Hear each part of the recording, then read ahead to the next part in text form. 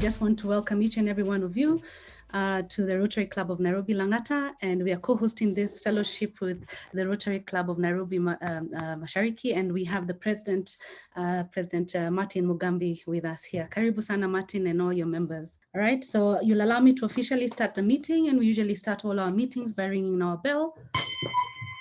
And I just want to call each and everyone to attention, and I welcome you to this great fellowship this evening. This is the Great Rotary Club of Nairobi Langata and the Great Rotary Club of Nairobi Mashariki. And this is the 44th fellowship this Rotary year in the Rotary calendar. The calendar starts from 1st July all the way to end June. So this is our 44th fellowship, and I just want to welcome each and every one of you. I would like to call on the president from the Rotary Club of Nairobi Mashariki to give us the Rotary Grace.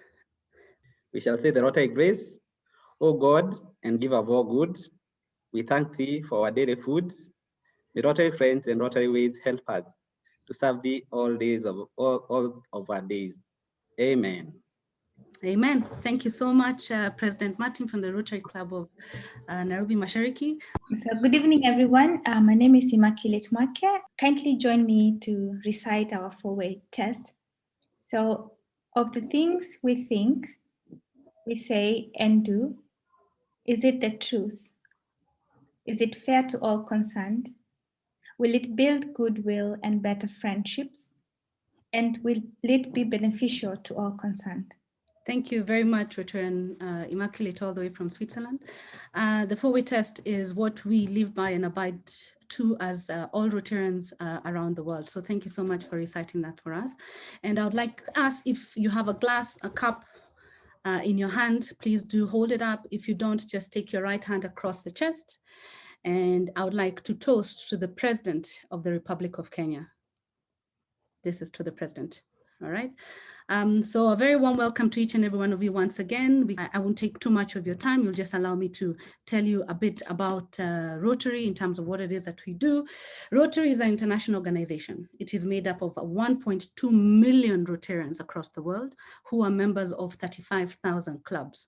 Now, what we do, it unites professionals, and together we look for a need within the community, and we come together to perform a service to be able to satisfy that need. So we are all about creating lasting change across the globe in our communities and all.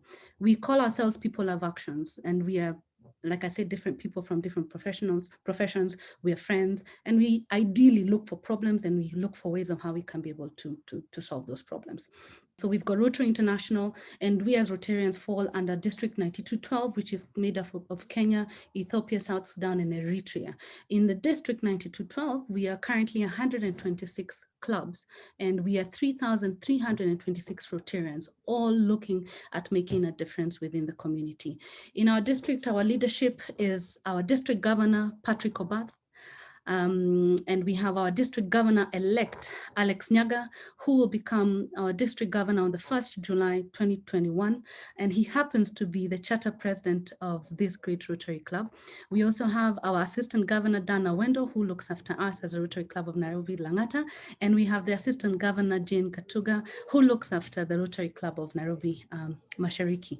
So what is it that we do as Rotarians? Rotarians, like we said, it's all about making a difference and performing a service to be able to satisfy a need within our community. We have 7 key areas of focus that all Rotarians across the world, any project that we undertake falls under these 7 areas of focus. The first one being basic education and literacy. We have maternal and child health.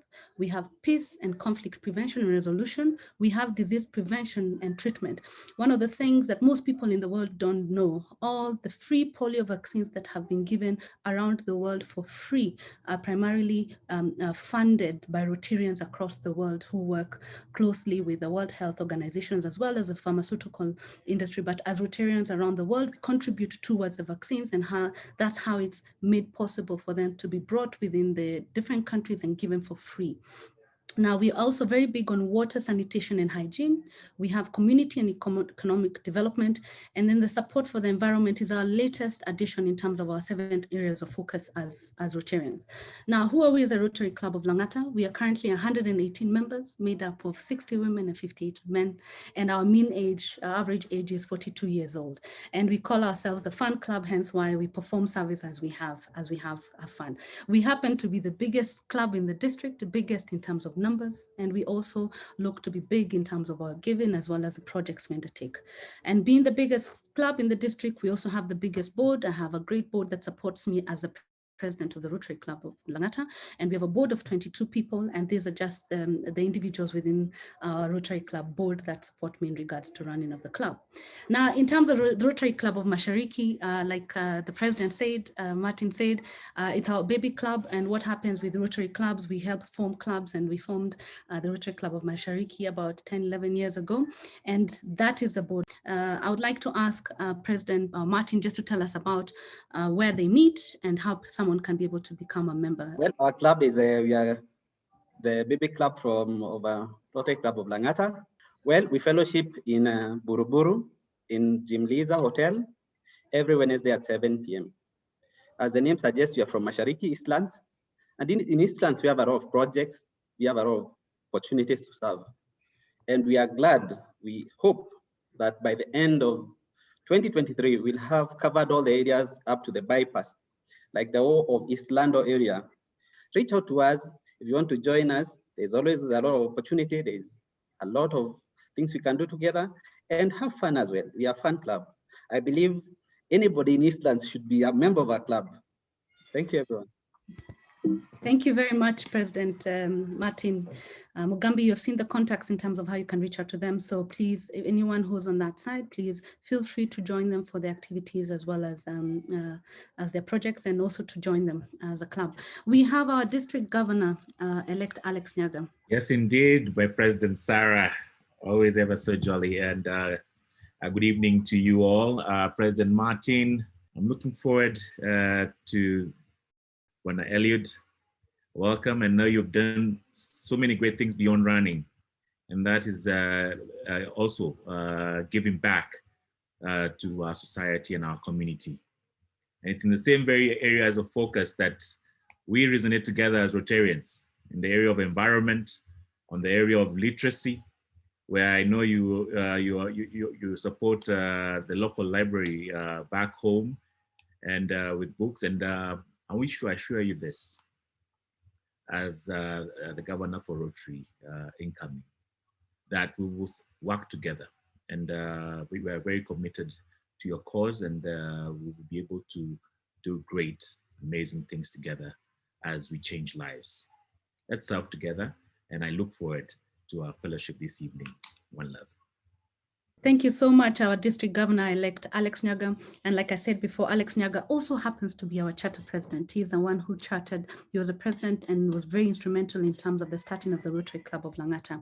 For all our guests who are with us this evening, if you want to find out more information around us as Rotarians, you have the Rotary International website, which is there. You have our district website, which is there. And then you also have the Rotary Club of Langata's website, which is there. So I know we are all here to listen to the one amazing Eliud Kipchoge -EGH, someone I really do admire. So I would like to hand over the meeting now to our Speaker Secretary, Mona, who will be able to take us through to the next part of our meeting. Thank you very much, Madam President. Welcome, family and friends of Rotary. Very excited today to have you all with us. So today we have the distinct honor, together with Langata and Nairobi Mashariki, of hosting the world's greatest marathoner of all time, Eliud Kipchoge.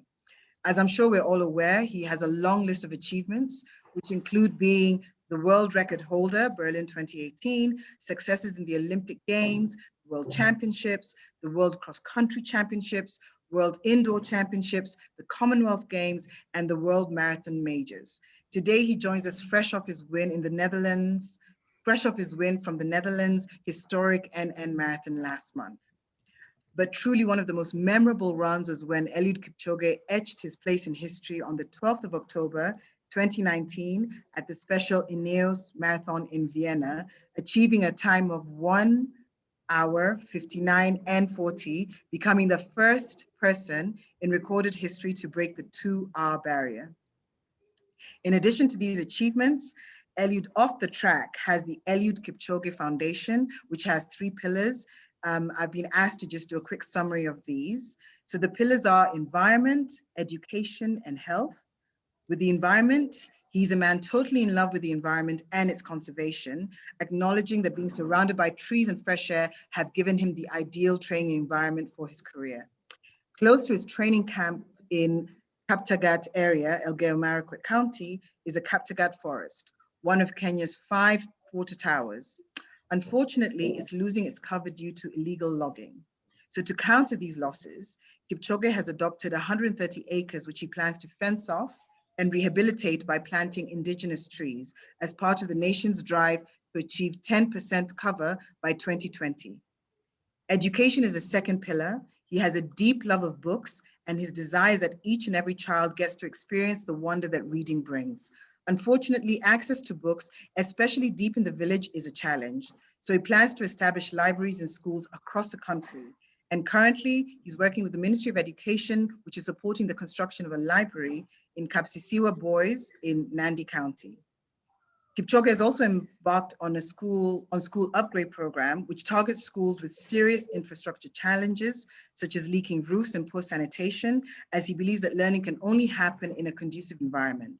Bursaries and scholarships are also under this education pillar. The third one being health, because he asked, what is life without good health? So the foundation is exploring ways to ensure access to medical attention with a firm belief that it is a right and not a privilege to have this access. So for now, you're all here to hear Mr. Eliud Kipchoge, so I hand it over to you, Asanteni Sana. Okay, thank you for the invitation. I'm happy to join you, Rotarians. I see you have the greatest to have a values which guides all of you. And the topic for today actually is the disciplined ones are free in life, which is actually is going hand in hand with what I call a Rotary Club in the whole world, or is all about. So I want to say thank you for the invitation. Thank you for actually valuing and putting in your mind and transporting all the moral values to your blood and putting them in your bone marrow where they have shelter now, which I trust all of you actually are value-oriented people.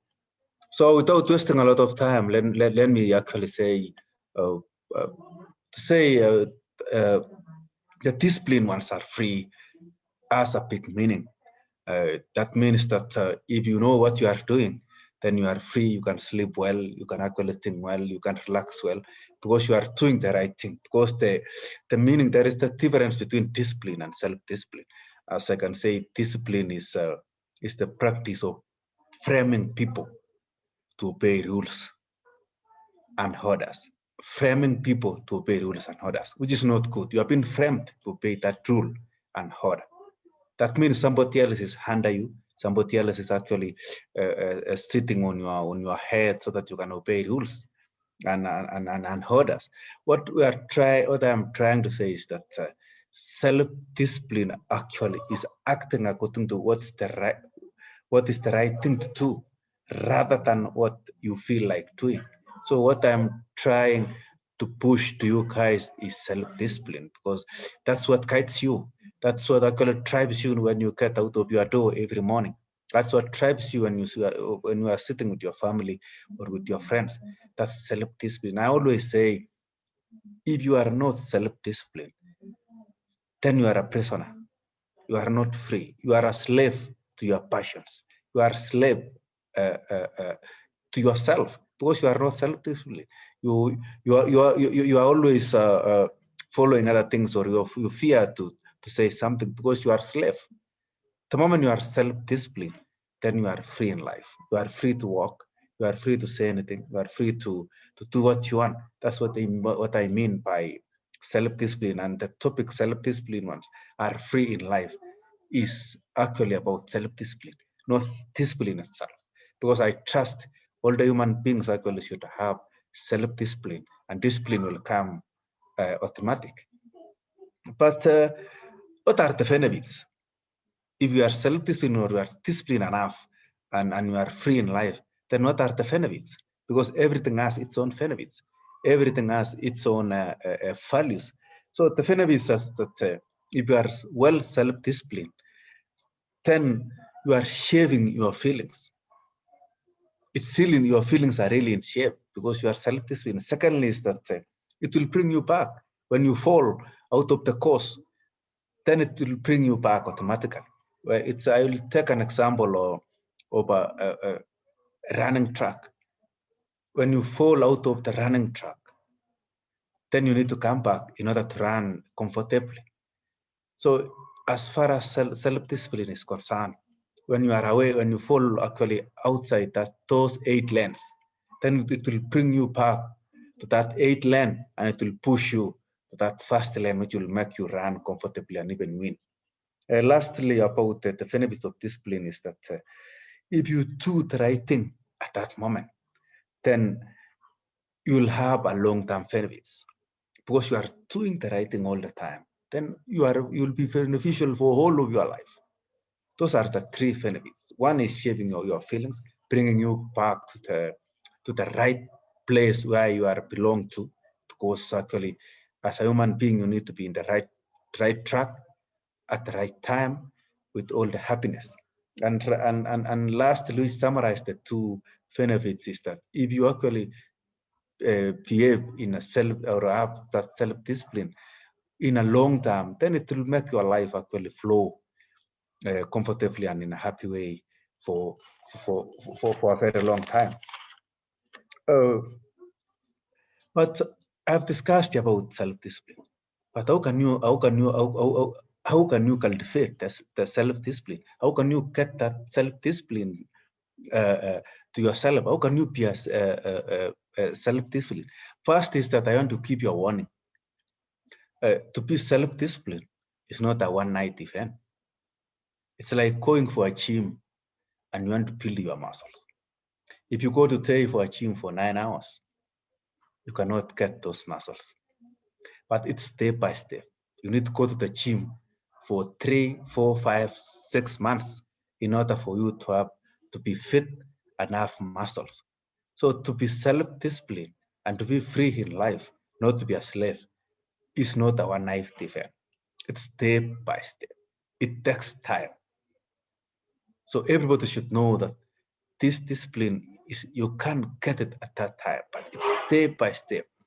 We are all human beings. It's step by step. It's like you are going to the gym every day or even twice. You start by going twice a week, 3 times a week. As you are growing, you actually adapt and you really miss to go to that gym. And the moment you go every day, the moment you go even twice or 3 times a week, then that's the way to build your muscles.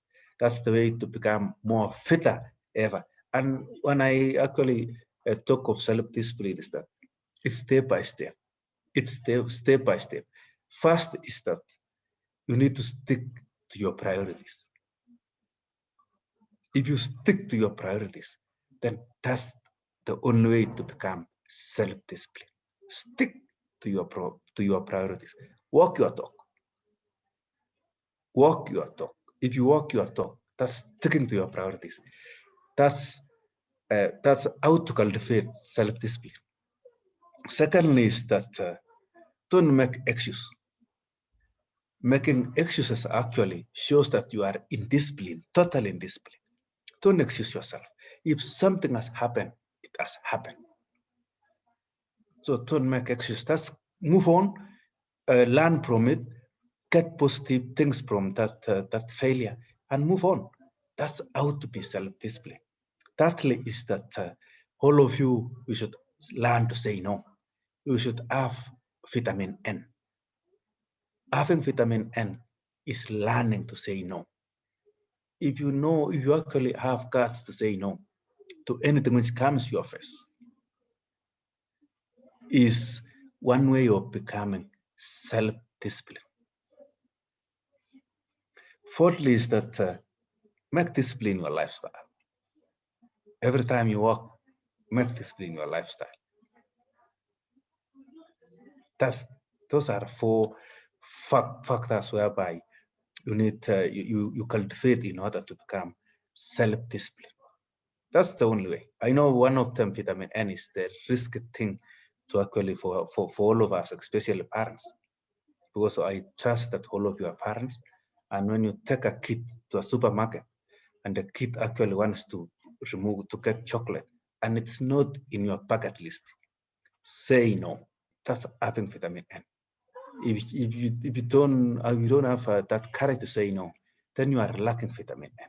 Then I take this time to inject you today with vitamin N, and you will actually prosper and become self-disciplined. In one of the nursery schools in Canada, it's written, it displays a big poster there in Canada, and it says, the best time to plant a tree was 25 years ago. That was the first and the best time to plant a tree. The second and the best time to plant a tree is today. Today is the 6th of May, 2021. But it's the best time to plant the tree of self-discipline is today. That's what it's there in Canada. It's written actually in a nursery school in their world. But today is the best. Today is the second and the best. It was the first in Canada for the last 25 years. But today is the best, the second and the best day to plant the tree of self-discipline. And remember, getting actually being free in life, not being a slave as far as discipline is concerned, is respecting the law of substitution.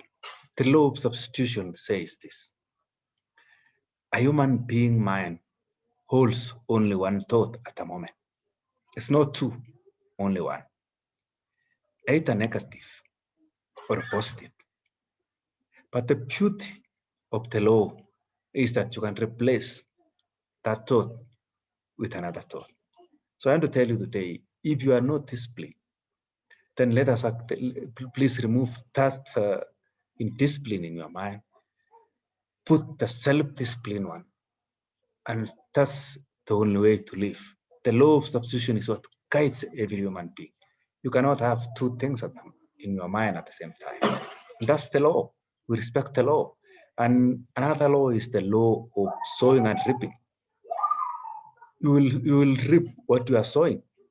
And if you sow today discipline, if you actually set your priorities right today, if you learn to say no, if you actually make that discipline, self-discipline in your lifestyle, then you will actually reap the best fruits. That's the law of reaping and sowing. You cannot actually sow anything else and reap. But if you sow self-discipline, you will reap the best fruit. You will be happy in life. You will be self-disciplined. You will walk as free as you want. Slavery will be out of your mind. Slavery will be out of your life. And that's how life is. Let me finish by saying, actually, they say the undisciplined one are the slaves of their moods, their appetites, and their passions. So if that's how life is, you'll be the best slave of your moods, your appetites, and your passions. But if all of us will become self-disciplined, then we'll be free of slavery of our moods, the slavery of our appetites, and the slavery of our passions. That's what self-discipline is.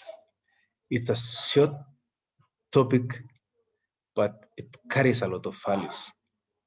So let me say thank you for listening to me. I welcome all of you for the questions. I will be happy to answer those questions and trust that you will actually grasp what I actually tell you guys. And Mona, the ball is on your side. Please give me the questions. Thank you. Thank you very much. That was quite inspiring. And yes, I'm sure everybody now is scratching their heads going, self-discipline, we didn't realize it. This is how you become a world champion. So Yes, I'm yeah. going to have I have a few questions and I'm going to try and bunch them up. And I'll start with one that's coming from Hassan Salim, which is, how long do you train for in a day? And yes, let's start with that one, a quick one, and then I'll go to the rest. Today I'm training for 2 hours a day, but I'm breaking it. Training for, that's a 2 hours, 30 minutes. I'm training for 20 minutes, 1 hour, 20 minutes in the morning, and an hour in the evening. But we don't see time, we value the distance. So the total for the distance for the day is 30 kilometers. So we split either 18 kilometers in the morning, 12 kilometers in the evening, or 20 kilometers in the morning, 10 kilometers in the evening. That's how we are working. Okay, and that actually leads nicely to the questions I have about discipline. I have a question that says, do you have the same discipline in other areas of your life as you do have in running? And what benefits has it had for you? Then another question that is coming around discipline is, when did you first realize that discipline will achieve success? And can any person change their focus using discipline? And then the other question I have is, are there any races that you've had to say no owing to other priorities? So this is all still part of the discipline. We can start with those three. Yes, let me say that I trust I'm disciplined in other areas of my life because I have only one face.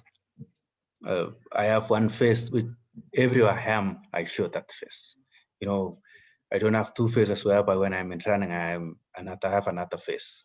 In the social life, I have another face, but I have one face, which I trust that I'm very self-disciplined in all areas of my life. Secondly is that self-discipline has made me prosper as far as athletics or running is concerned, because I've been setting my priorities right. I've been saying no to what I know it will not actually benefit me and my team. And apart from all, self-discipline, I've been my driver all the time. You can tell me another question. So I think I have forgotten the two of them. Okay.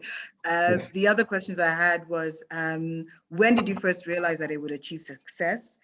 Are there any races that you've had to say no owing to other priorities? There is a lot of process whereby it comes in, and I always sit with the coaching team and the management team to decide which one to go, which one will bring more impact to the society, which one will inspire the youth, which one will actually make me prepare well. That's I don't say yes to all the rest because over 100 actually is coming to me, but I need to say yes for one.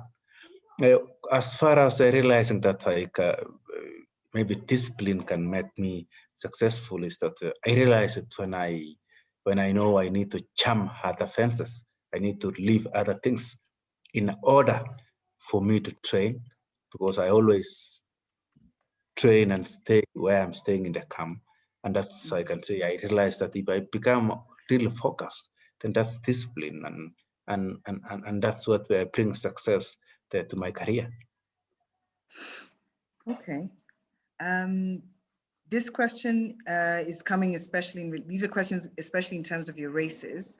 So there's a question that says, I have seen Eliud overtaking his pace setters. What drives him thereafter? What goes on in your mind? Which links to, how does it feel running that 42 clicks under pressure? And then another question around mentality is a question from CP Alex, who his son asks, how do you build a strong mentality when running your race with all the distractions around you? Oh, and we start with the first one, that is the one who asked the question says that he has been seeing me about checking the pace setters. You know, when I prepare well, then I'm doing the overtaking when I know there are times actually as is about is they're trying to actually to reduce or go slow.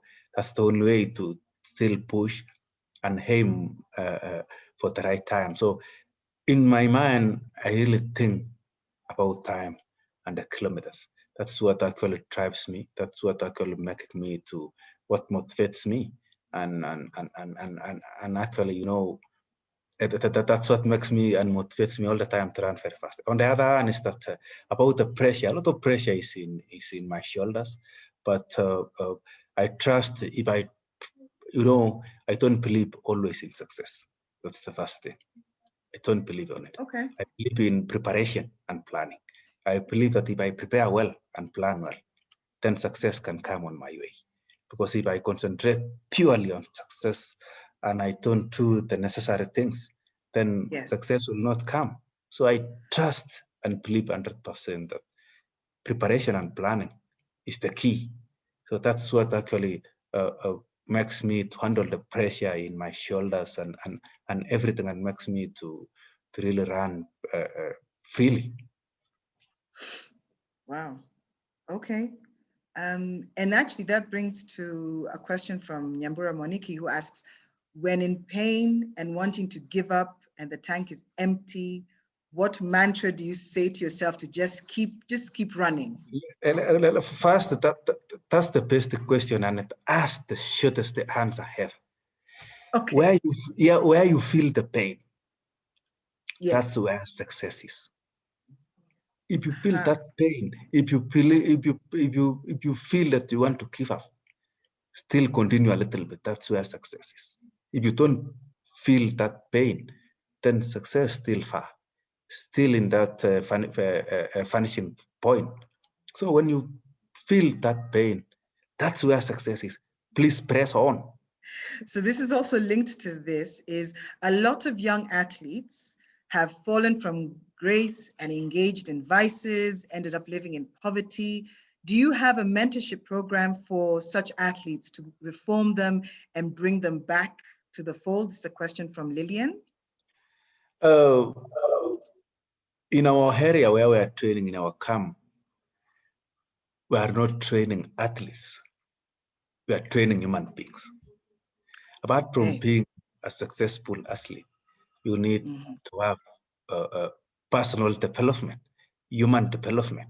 So we understand, personally understand, those who are actually giving us the knowledge know that you need to have personal development or human development in order for you to be more successful. So if actually, and then we are preparing, people have been preparing me, we are preparing other young people to have shock absorbers. Those shock absorbers whereby they can absorb that success and throw away so that it cannot actually live in their minds. I always tell them that success comes, but if you become successful, that's yours. It's like actually going up the tree. If you are in one branch, that's your branch. Hold the next one and feel if it's actually strong enough to go up. And the moment you go up, you forget on this because it's your success. That's what you are doing. You are actually, apart from being sportsmen or sportswomen, then you need to become, you need to develop humanly. That's what you are doing. That's what you are actually telling the young people. That's what you are injecting to the sports fraternity. And actually this links as well, is self-discipline comes from inside ourselves, from within. But many of our actions depend also on our friends and our families, and those who surround us have the power to influence us. So how do you manage, and how do you advise other people to manage peer pressure from friends and fellow athletes? This is a question from Mike Nyandieka. You know, in life, there are two important things, but I'll differentiate the two of them. In our lives, even here in Kenya, if you watch news and everything, they are talking of integrity. Yes. But there are two things. there is character and integrity. Mm-hmm. Both of them are important, but one of them is more important than the other one. Character is more important than integrity. Character is whom are you talking to? Whom are you working with? What are you consuming? When I talk of consumption, I don't mean what you are eating, but what are you consuming even when you are actually on internet is what a character is. If you value character, then you can actually avoid any temptation being actually targeted to you by peer pressure. That's knowing yourself and getting the right people to work with, getting the right people to talk to, getting the right people to call, and getting the right content to consume. I have another question is, what is the one indulgence that you have? That's a question from Naomi Mutua. Tell her to expound more.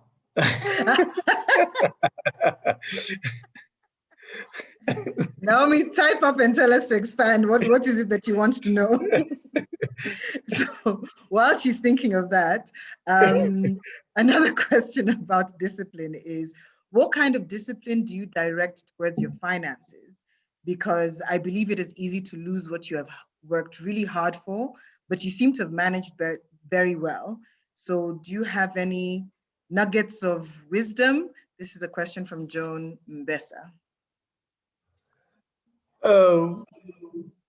You know, if you talk of finances, that's different things.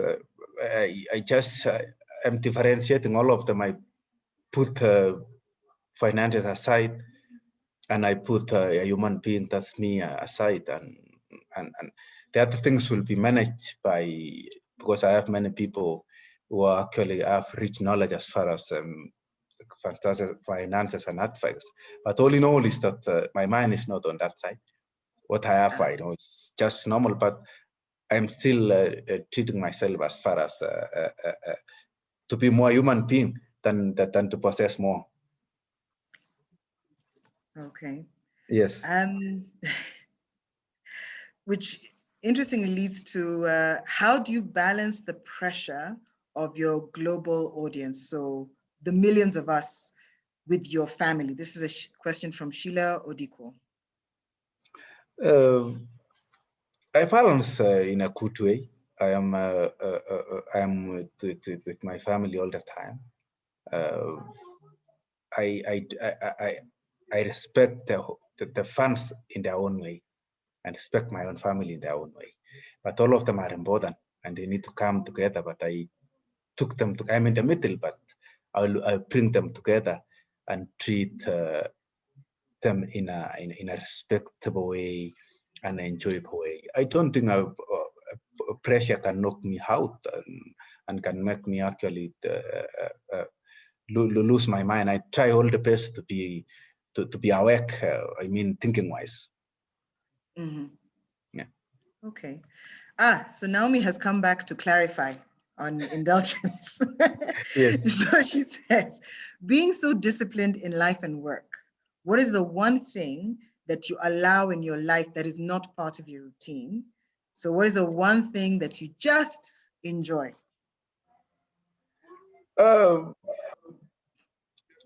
Personally, I enjoy meeting new people, and that's one way of getting more knowledge. Mm-hmm. Yes. Okay. Yeah. There you go, Naomi. There's a question here. Have you, from Vivian Ayuma, who asks, have you got any regrets? And if yes, would you like to share the lessons you learned from them? A lot of regrets, but you know, if you lose a race, then you regret that you have been training for 4 to 5 months, but what you plan and what your mind actually has been planning and has been thinking is not yet fulfilled. And But all in all, it's life.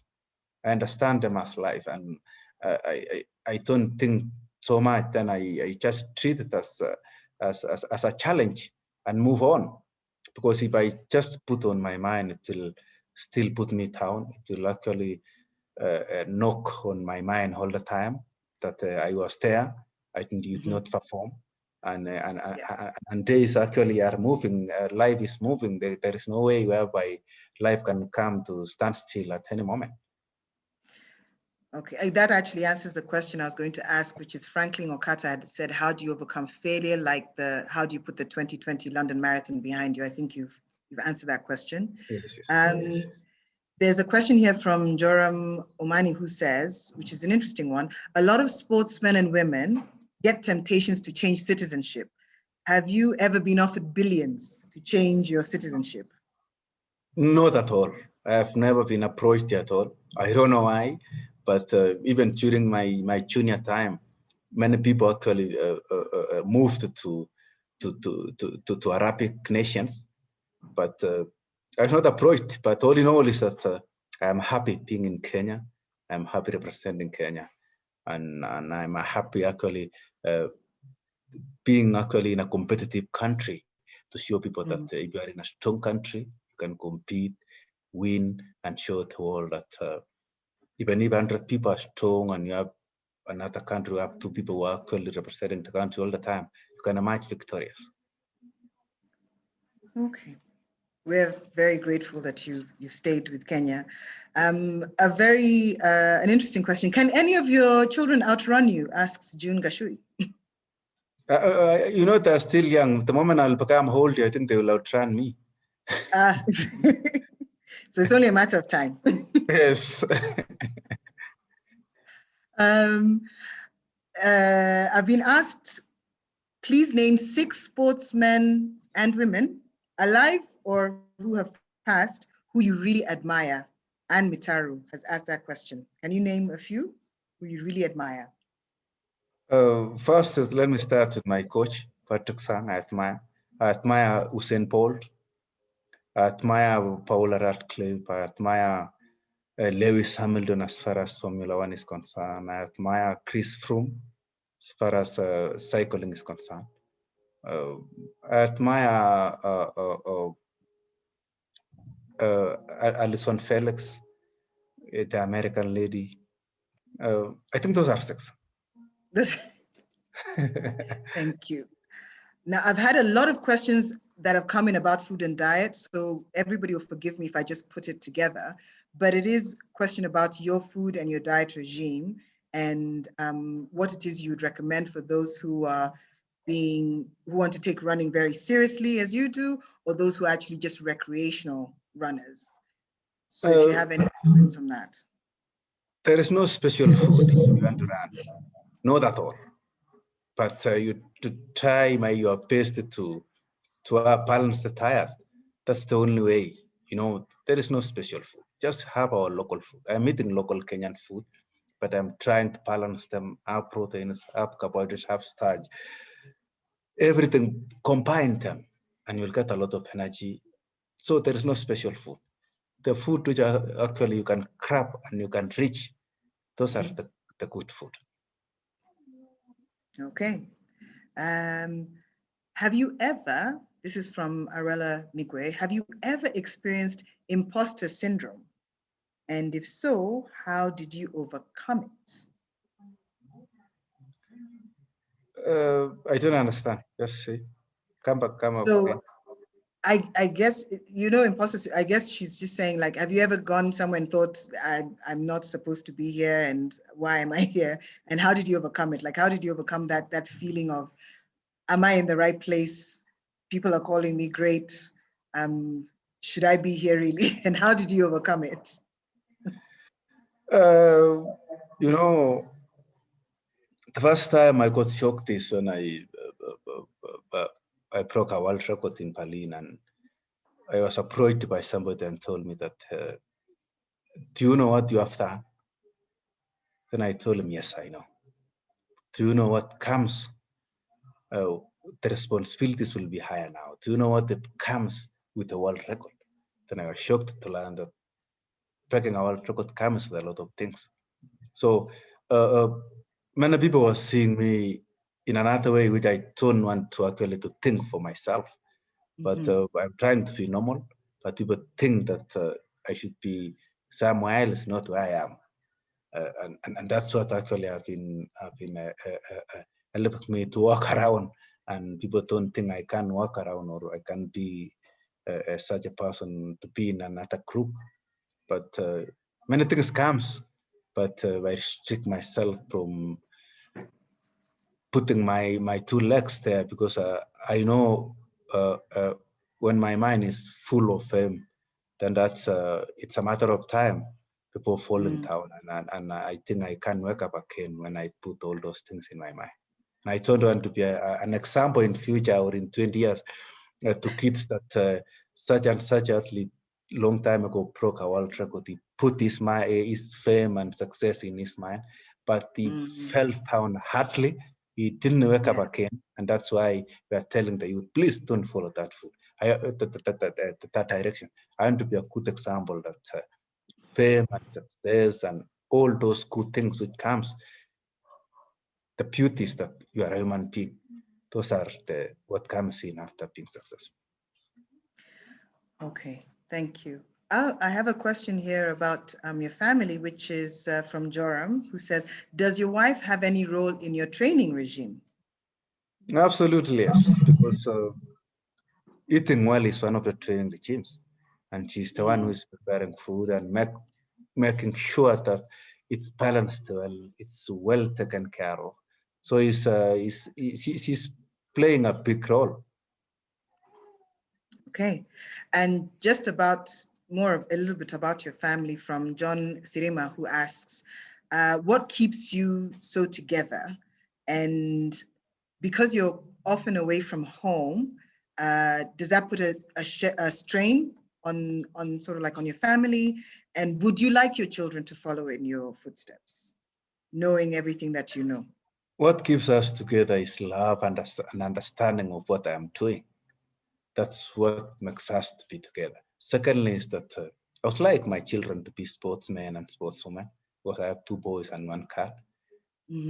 But I want them to choose the sport they want, but I want to see them performing in sporting sector. Okay, and where do you see yourself in 10 years' time? In 10 years' time, I want to see myself actually inspiring the whole population in this world, making running family lifestyle. I trust that if we get more 3 billion people to understand that running is the cheapest kind of fitness ever, or even you can run for 40 minutes and solve the whole problem for somebody who is going to actually maybe play something else for 2 hours, then I'll be a happy man. I think in 10 years I'll be traveling to whole countries, all the continents, to spread the word of sport, telling people sport is the only way to make yourself healthy. And when you are healthy, then you are ready to build the world. And when you build the world, then you are happy together by living in a good environment. And above all, the world will be peaceful. So I think that also answers the question which had come in from Wangari Nyanjui, who has said, what do you manage you'll be doing when you retire from running? I think you've answered that. This is an interesting question, and it relates to the foundation, which is, can you tell us a little bit more about the tree conservation project and how can Rotarians support? I'm really passionate as far as conservation and environment is concerned. It came in my mind because I've been training for the last 18 years. But if you want to enjoy running, then running in a good environment whereby oxygen is truly clean, then that's the only way to enjoy running. And conservation and environment came in my mind. I put as the first priority in my foundation. And where I'm training capital, that's a huge forest, whereby I'm seeing in my own eyes people actually doing a lot of lockings. And I approached the government. The government has actually allow me to adopt 130 acres, whereby I need to fence it. I'm on the process of looking for the funds to fence the whole 130, but to plant indigenous trees. Reason for indigenous trees is that indigenous trees cannot be felled by anybody. Indigenous trees can stay for the next 100 years or even 150 years, so that even they can, they will stay for a long time. That's why I'm sticking on indigenous trees. That's my love to conservation and environment. Okay, yeah. Thank you. And can you also tell us a little bit more about the education part of the foundation as well, especially in terms of your well-known love for books, for example? You know, education came in my mind because there is everybody in Kenya knows that all the sportsmen did not go to school. I think it's true to 60% or even 80%. Wow.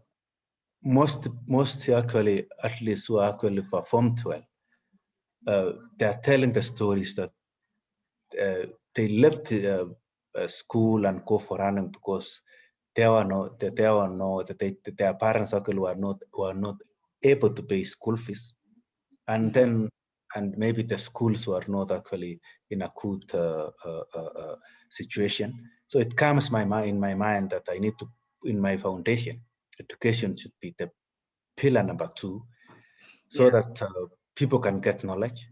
And when you get the real knowledge, then you can use that knowledge to propel your talent. And that's the only way. That's my foundation will in the future build kindergarten. That's PP1 and PP2 in every public school. And in that sense, to try to build a library in every public school, because I trust a book is whereby there is knowledge inside the book. And that's why I want to inject everybody with the knowledge. And if all of us, we have knowledge, we are ready to actually prosper. If you have knowledge in our hands, then to grab anything is easy. To grab anything is the only way to live in this world. That's why the word education actually came to my pillar number 2 in my foundation. Yes. And can you talk a little bit about pillar number 3 as well, health? Pillar number 3, health, is that it comes in because of my training. When you run, you become health. And above all is that I'm trying to inspire people to run. And you know, they say, if you run for only 30 minutes a day, that's chasing a doctor away. It's like eating a fruit, one fruit a day. And you know, nowadays, if I take an example of an apple, if you go to the market and buy apple, it's the least price that you can get an apple is 40 shillings. So if you actually run, then you can save 40 shillings a day. So you are saving 1,200 a month if you just run for only 30 minutes. Running for 30 minutes is what actually pumping blood from our head to our toes is the heart. And that heart is a muscle. And that muscle, you cannot actually build that muscle directly the way you think. You can build that muscle by running, intensive walking, riding a bike, going for swimming, going for boxing, going to any sort of fitness. That's the only way to build that important muscle, which is called heart. And that's all about running and being fit. And that's why I put the health as number 3, as my pillar number 3. Okay, so I'm going to close it because I know we had agreed on a time earlier. So I'm going to keep my promise. So there are just 2 things, which is outside of self-discipline, what are the 2 main traits do you value that have made you the person you are today? That's from Eddie. And what is your message to the Kenyan youths? Once you answer those, I have the last question and then we close. First, discipline is what drives me. Secondly, is the law of substitution, which actually grabs my mind and makes me to work every day. Thirdly, is the law of reaping and sowing. The 3 of them can summarize many values which actually you know, or which you can reach as far as your fingertips is concerned. And then what is your message to Kenyan youth? My message to Kenyan youth is that let us build Kenya together. Let us actually remain positive in our lives. Let us see the world as a positive world, not as an opposing factor. You know, many youth actually seeing the world as an opposing factor, that they are not treating them well. But the world is a beautiful place to be by actually getting the positives from it. Let us be positive. Let us build it all together. Let us organize ourselves. Let us, before we sleep, let us know what we are going to do tomorrow. Let us walk our talk. Let us have actually the calendar of the day as you to know what you are doing. That's making your mind actually work. Don't allow any empty space in your mind. You know, if there is empty space in your mind, then anything is free to flow in that empty space. Make it actually work. Make that be busy all the time. Busy in a positive way. That's the only way to make all the youth actually work. Try to learn more. They say there is only two things whereby you can get knowledge: reading books and meeting new people. So I encourage all the youth to invest in knowledge by reading also books in order to know how to work as far as the world is concerned. Meet new and positive people to interact, exchange the ideas, sell the ideas, buy the ideas from the other people. And you know that, and lastly, I want to tell you that if you have the best idea is a skeleton idea. And that skeleton idea cannot survive if you don't put meat on it. So you need to make that skeleton idea, put meat on it, make sure it's fattened enough, and that idea will propel and go. Thank you. And the last thing I was going to say is, because you've talked about your foundation and the pillars, I have a lot of people asking how can they contribute, how can they help? And I'm going to ask, I know that your managers are on the call, so I'm going to ask that they share the details on the chat, but also they'll share the details with us at Rotary, and we will spread it to everybody else. Thank you very much. You're very welcome. Again, thank you very much. Asante sana, very humbled and very honored. So I'm going to hand it over to President Sarah for the vote of thanks. Thank you. So Eliud, thank you so much for that amazing and inspiring talk. I would like to invite Alex, our captain, Rotarian Alex Esikatsi, who is going to give us the vote of thanks. Alex looks after one of our groups within our Rotary Club that is out to keep us active and moving in terms of hiking and running and all. So Alex, this is your moment. Thank you so much, Madam President. Good evening, everyone, fellow Rotarians, Rotaractors, guests. Where are you joining us from, Captain Alex? I'm actually joining you from where Eliud last won his most recent marathon. I'm calling in from Netherlands. Yes, so yeah, it's really an honor to be giving this vote of thanks. Eliud, thank you so much for gracing our meeting today and giving us such a deeply inspiring and refreshing and informative talk.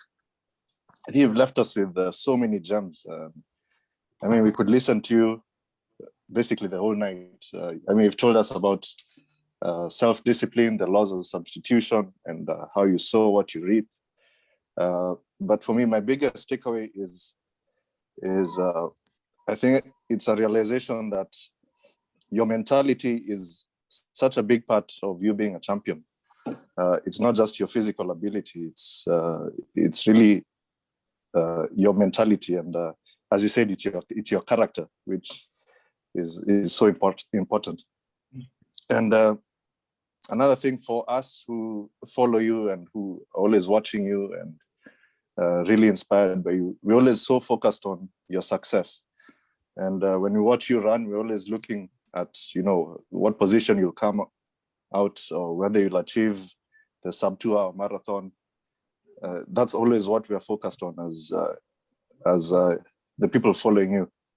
But today you've told us that you do not focus on success, which is such a big thing, I think, for all of us to realize that we should not just be looking at your success. We should be also focused on what you go through and planning and preparing for all your runs.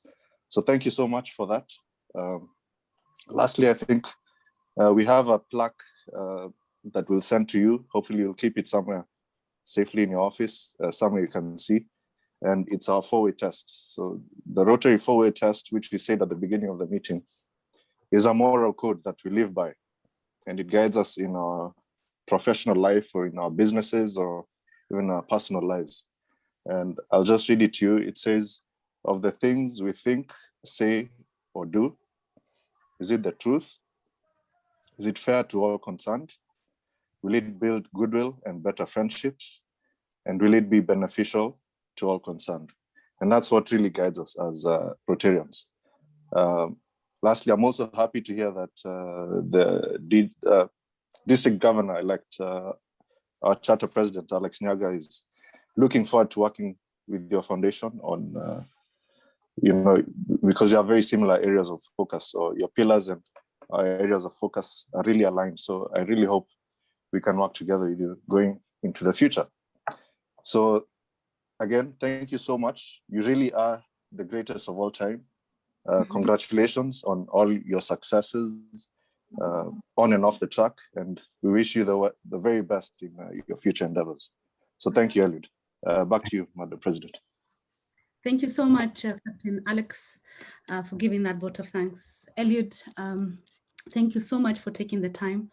And there are so many nuggets, like Captain Alex has said, that you've left us with. You've really challenged us, especially around discipline, and discipline in all areas and facets in our lives, as well as our finances. But one thing that I've really taken out of this is always to remember that we're human in all aspects that we do, even especially in our finances, that we are human beings, and to be more human than to possess more. These are things that we never really think about. But discipline, you really challenged us in a lot of things, especially on the power of saying no. All right, and the one that has really struck me is around that where you feel the pain is where success is, because whenever we start feeling the pain is when we start to give up. So where we feel the pain is where success is. And now I was just telling a friend of mine on WhatsApp that I'm never going to look at pain the same way, especially when you're working out. Now, Eliud, I just wanted to share something with you, especially with the work that you're doing. It's not just in terms of the marathon and being the great athlete that you are. It's also in terms of the work that you're doing, in terms of giving back to the community, your heart, the heart that you have.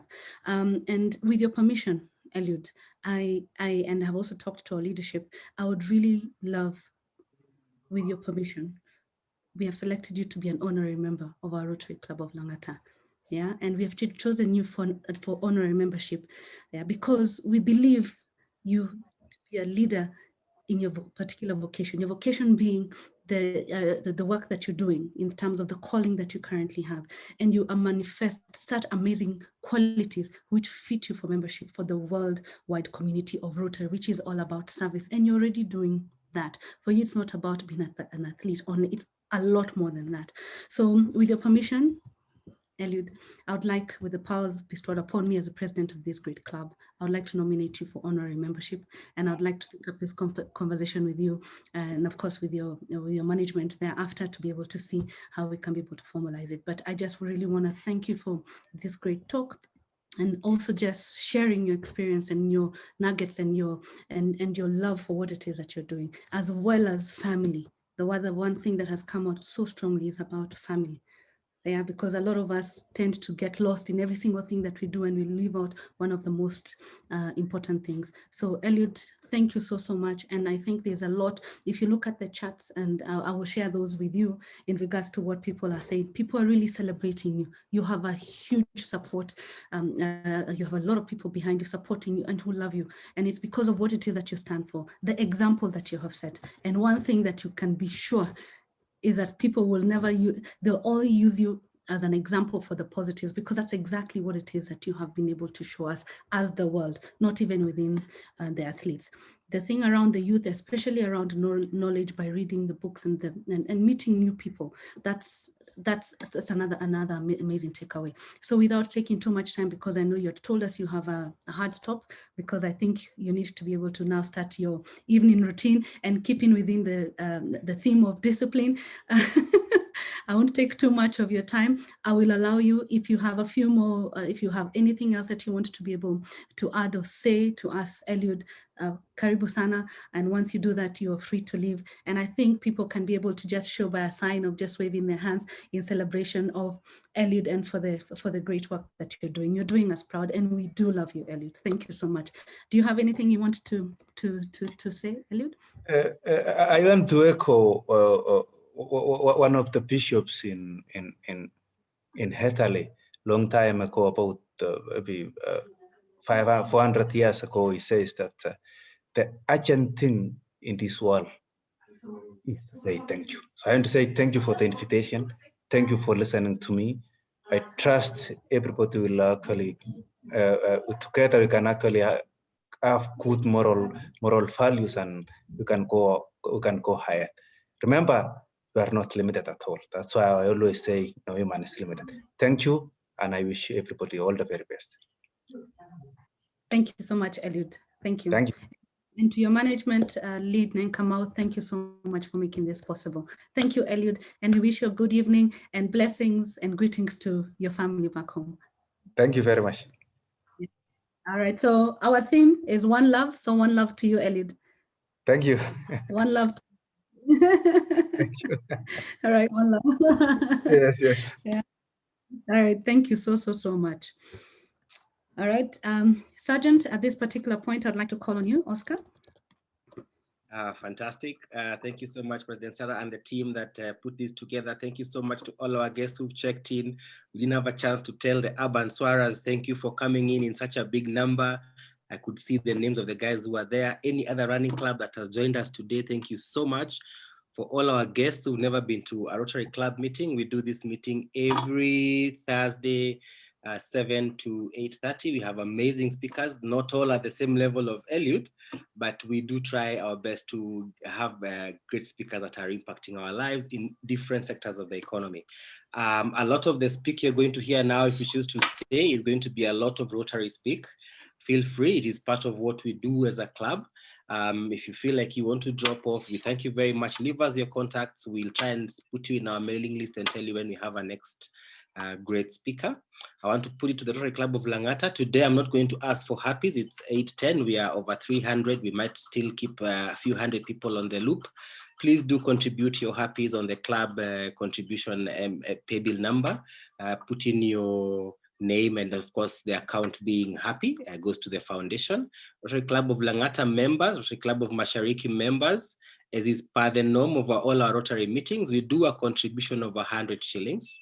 So please go to your phone, do your 100 shillings. What we're going to do with Mashariki is that we're going to split whatever contributions we get for the 100 shillings between the two clubs. And that is not for our guests who are joining us today. That is purely for the Rotarians in our club. So President Sarah, please just share the pay bill number for everyone to be able to do that. Finally, given that we are such a huge number, President Sarah had asked me to see if I can be able to share something about running. And I've thought twice about it, and I want to give an opportunity to our charter president. I know it's not the norm, but our charter president has a chance to be able to speak to members who are not Rotarians on what One Love is. So basically, rather than me give a joke, may I give this opportunity to Alex Nyaga to just talk about One Love in your ear, what that is, what we're trying to achieve. I heard Mona say that you're going to be contributing towards Eliud Kipchoge's environment part. So please, if you want to speak to us, do that, please. Thank you so much. Wow, this evening has just been one of those roller coaster of amazing quotes that truly inspire us to do good and to be better human beings. What does One Love mean to me? As a Rotarian, as a business person, I think we're all created to do good in this world. And everything that you do comes from the heart. Yeah. The exercising of your muscles comes from, first of all, the heart. And your exercise for being able to offer kindness, for being able to show compassion, all comes from the heart, not the mind. It all comes from the heart. And so One Love can mean so many different things to each and every individual.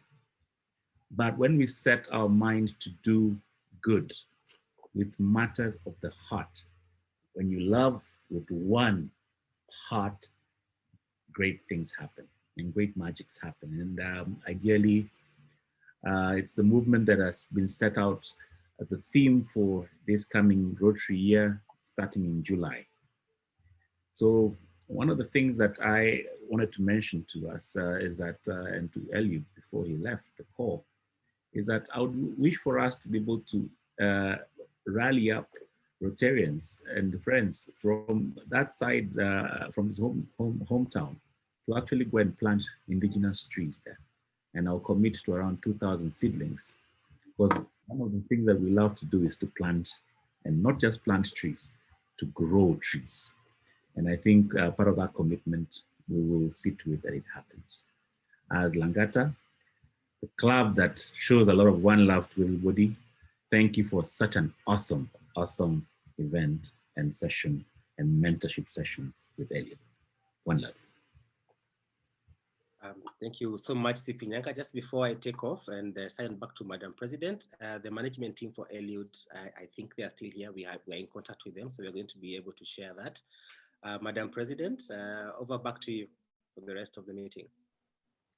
Thank you so much, our Sergeant. And thank you to everybody, family and friends of Rotary, our guests, our visiting Rotarians, our visiting Rotaractors, and all the guests. Thank you so much for taking time to be with us this evening. So I'd like to bring this meeting to an end. And in conjunction with our baby club, the Rotary Club of Nairobi Mashariki, who we were doing this joint fellowship with this evening.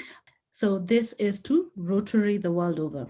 Rotary the world over. Thank you so much, everybody, for attending. And I wish you a good evening. And remember, we meet every Thursday, 6:30 for 7. We have our fellowship here at Rotary Club of Langata. And remember, keep safe, wear your mask, sanitize, and social distance. Thank you so much.